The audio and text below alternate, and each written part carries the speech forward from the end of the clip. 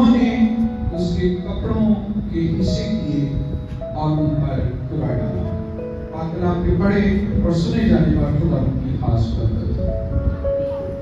ابھی ہم اس کی تشریح سنیں گے اور آپ سب ضرور سنجیدگی سے بیٹھیں اور صلیب پر خداوند یسوع مسیح کا یہ پہلا کلمہ تھا جو کہ کچھ اس طرح سے ہے کہ اے باپ ان کو معاف کر کیونکہ یہ نہیں جانتے کہ کیا کرتے ہیں۔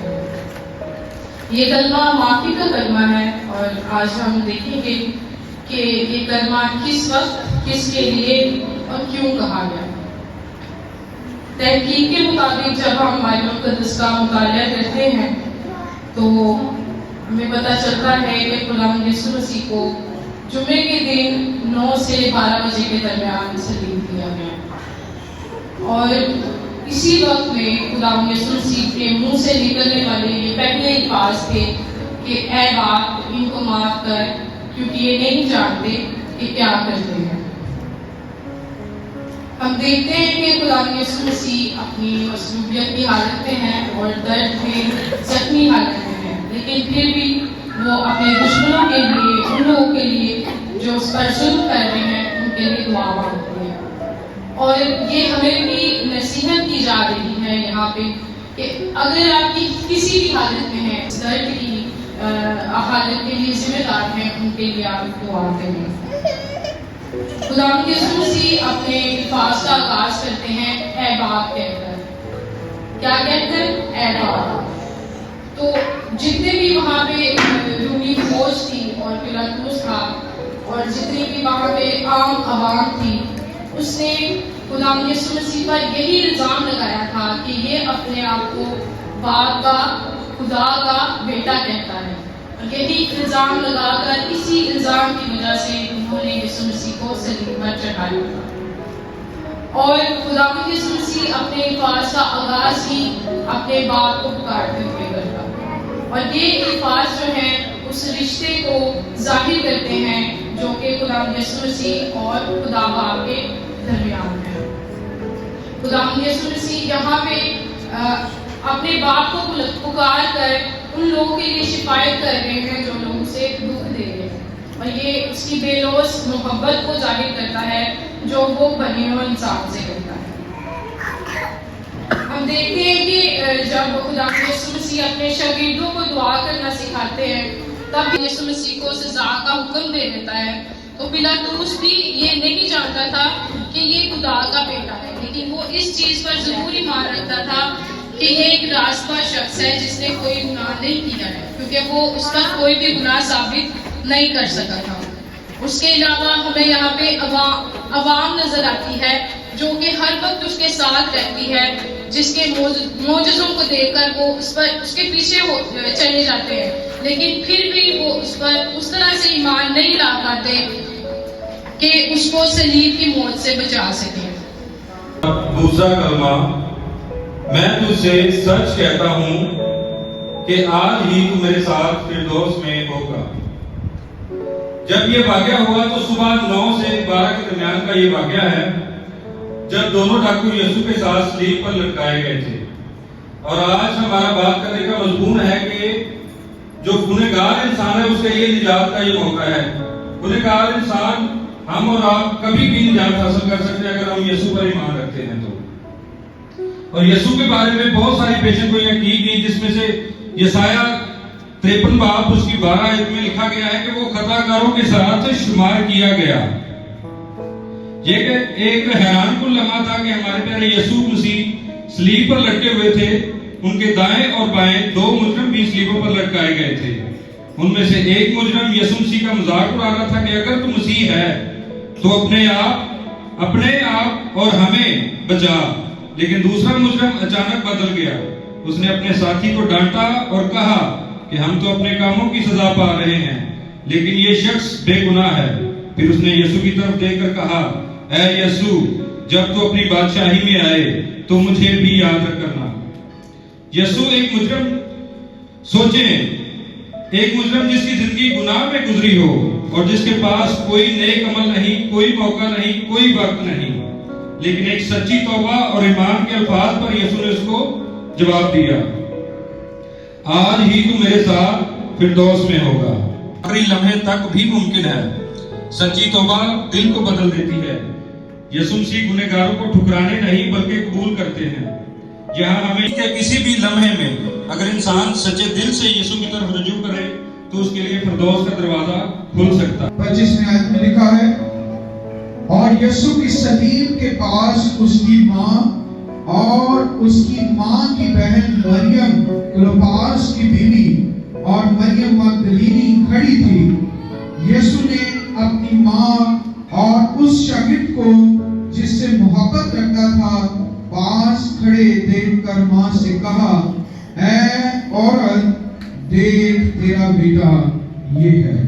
پھر شاگرد سے کہا، دیکھ تیری ماں یہ ہے، اور اسی وقت سے وہ شاگرد اسے اپنے گھر لے گیا۔ پاک کلام کے پڑھے اور سنے جانے پر خدا ان کی خاص برکت ہو۔ سب کہیں گے آمین۔ اس کلمے کی تشریح کے لیے آج ہمارے درمیان بھائی فرانسس جارج موجود ہیں۔ میں اس کا شکریہ ادا کرتا ہوں کہ آج اس نے اپنے بندہ پاسٹر پاولس کے وسیلے سے مناسب جانا کہ میں خدا یسوع مسیح کی صلیبی زبان مبارکہ سے نکلے ہوئے اس تیسرے کلمے کو آپ کے سامنے بیان کر سکوں۔ بھائی قدیش نے بڑی خوبصورتی سے اس کی تلاوت بھی کی ہے۔ اس کلمے کو محبت کا کلمہ بھی کہا جاتا ہے۔ پوری بائبل کو اگر ایک لفظ میں بیان کرنا ہو تو وہ لفظ محبت ہے، اور ہمارا خداوند یسوع مسیح محبت کا خدا ہے۔ اس کا ہر قول محبت ہے، اس کا ہر عمل محبت ہے، اور اس کی ذات بھی محبت ہے۔ آسمان پر ایک شخص دروازے پر پہنچا۔ فرشتے نے پوچھا، کدھر آئے ہو؟ کیوں آئے ہو؟ تمہارا نام میرے پاس موجود نہیں ہے۔ اس نے کہا، مجھے نہیں پتا۔ اس نے کہا، کیا تم مسیحی ہو؟ نہیں۔ یسوع کو جانتے ہو؟ نہیں۔ پریشان ہو گیا کہ یہ شخص یہاں پر پہنچا کیسے؟ وہ اس کو اپنے سینئر کے پاس لے گیا، بڑے فرشتے کے پاس۔ اس نے وہی سوال اس سے کیا، بھائی کدھر؟ کیا تم نے نجات پائی؟ اس شخص نے جواب دیا، نہیں۔ کیا تم نے بائبل پڑھی؟ نہیں۔ کیا تم بائبل کی تفسیر کو، اس کے مکاشفہ کو، اس کے فلسفے کو جانتے ہو؟ نہیں۔ کیا تم نے اپنی زندگی یسوع مسیح کے مطابق بسر کی، کلام کے مطابق بسر کی؟ ہر ایک سوال کا جواب نہیں، نہیں، نہیں۔ پھر آخر میں اس بڑے فرشتے نے پوچھا، تو بھائی تم یہاں آ کیسے؟ اس نے کہا، بس اتنا جانتا ہوں کہ وہ جو درمیان والی صلیب پر تھا، اس نے کہا، تو آج میرے ساتھ فردوس میں ہوگا۔ یسوع مسیح نے جو کچھ زندگی میں کہا، عزیز و کر کے بھی دکھایا، اور اس نے محبت کا پورا ثبوت دیا۔ خدا یسوع کو 3 شرعی یعنی مذہبی اور 3 سیاسی یا قانونی یا ملکی عدالتوں میں پیش کیا گیا، اور جب یسوع مسیح نے تیسرا قدم اپنی زبان سے ادا کیا تو یاد رکھیں، اناجیل اربع میں ہمیں اس بات کا ثبوت ملتا ہے کہ وہاں پر 4 خواتین اور ایک یسوع کا شاگرد موجود تھا، اور یسوع کے بھائی کلام میں بیان ہے یوحنا 7 باب کی آیت نمبر 5 میں کہ وہ اس پر ایمان نہیں لائے تھے، اور مقدسہ مریم کا شوہر ولی یوسف ان کا سلطنت انتقال ہو چکا تھا۔ یہاں پر ہمیں سب سے پہلے اس شاگرد کے متعلق جاننے کی ضرورت ہے۔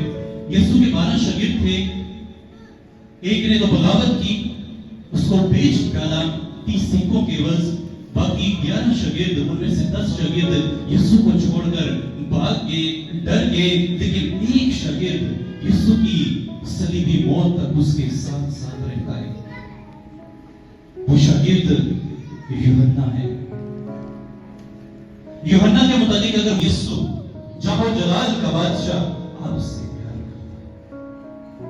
इसी कलमे का दूसरा रूप भी बयान किया जाता है कि यहाँ पर मुक़द्दसा मरियम को औरत कहकर बुलाया गया। कलामे खुदा हमें शहादत पेश करता है कि जब से यीशु खिदमत में आया 30 साल की उम्र के बाद, उसने कभी भी अपनी माँ को माँ कहकर नहीं पुकारा, बल्कि औरत कहकर पुकारा। और अगर हम कलामे खुदा में यूनानी के अल्फाज को भी देखें तो वहां पर भी इसका मतलब औरत या मोहतरमा या काबिल इज्जत खातून ही दिया गया है। इसका मतलब औरत ही है।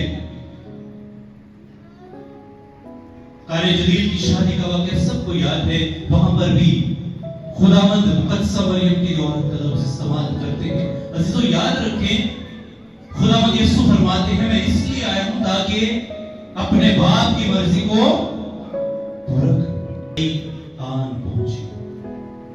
काने जलील में खुदावंद फरमाते हैं कि वो वक्त अभी नहीं आया, लेकिन यूहन्ना 17 बाब की पहली आयत में खुदावंद फरमाते हैं कि वो घड़ी आन पहुंची। यही वो घड़ी थी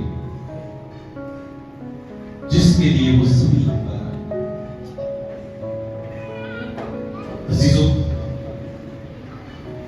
दूसरा मुद्दा जो अक्सर मुबल्लिगीन बयान करते हैं, इस सलीब पर खुदावंद ने औरत कहकर क्यों पुकारा।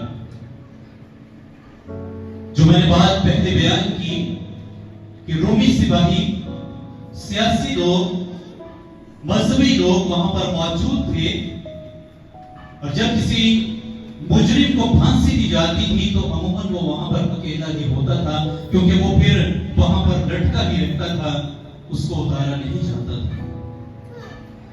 लेकिन उस दिन लाशों को उतारा गया, क्योंकि अगले रोज खास दिन था, फसह का दिन था।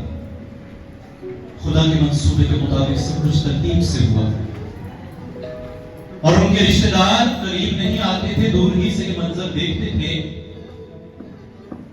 और बाज तशरीह करने वाले बयान करते हैं कि खुदा ने अपनी मां के तहफ्फुज़ के लिए, कि जब वो ये सुने कि ये इसकी मां है, चलो इसको सताते हैं, वो ऐसा ना करे। उसने मां की बजाय कहा ए औरत, ताकि वो महफूज रहे। कलाम बयान करता है यीशु मसीह के अल्फाज यूं हैं, कौन है जो मुझ में जुर्म साबित करता है। आखिरी सांस तक उसने अपनी हर एक जिम्मेदारी को पूरा किया।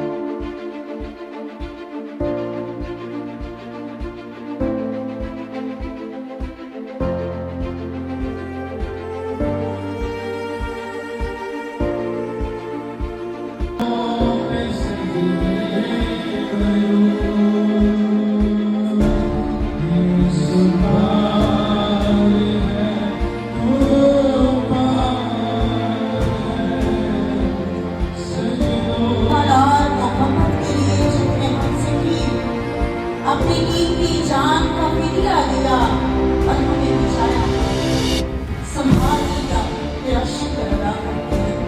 हमेशा की जिंदगी में दाखिल होने के लिए हमारे लिए रास्ता हमें बनाया, तेरा शुक्र अदा करते हैं।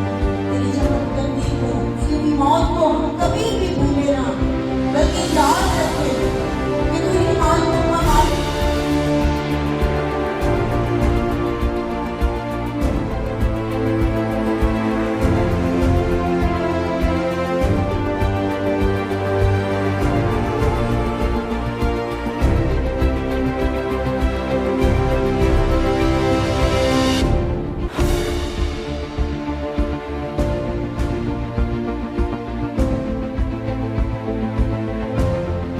मुआफ़ किया है। तुम भी हमारी तरफ से भी मुआफ़ है। हमें आज़माइश में न डाल, बल्कि बुराई से बचा। उनके बादशाह और कुदरत और जलाल हमेशा के लिए है। आमीन। खुदावंद का जलाल, बाप की कृपा का तशराक़त, मसीह यीशु का प्यार, मोहब्बत, सलाम हमेशा की बरकत हाजिर सारी जमात के साथ दुनिया की मुसीबत का